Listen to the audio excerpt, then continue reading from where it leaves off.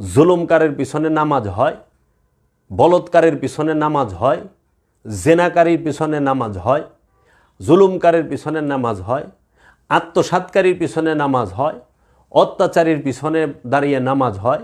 অত্যাচারী ইমাম হইতে পারে না, আত্মসাৎকারী ইমাম হইতে পারে না, বলৎকারী ইমাম হইতে পারে না, জেনাকারী ইমাম হইতে পারে না, মিথ্যাবাদী ইমাম হইতে পারে না, ফ্যাসাদ সৃষ্টিকারী ইমাম হইতে পারে না। একজন আসছে, আমি অলি আল্লাহ মানব না, তারপরে মানবার কইছে কি? আল্লাহ তো কয়ে দিছে অলি মানলেই হবে, অলি না মানলেই হবে।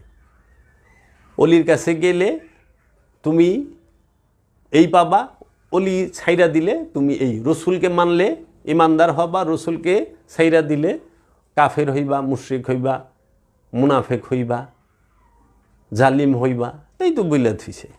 তো এর জন্য আমরা সত্য দলিল দিলেও এক ধরনের লোক আছে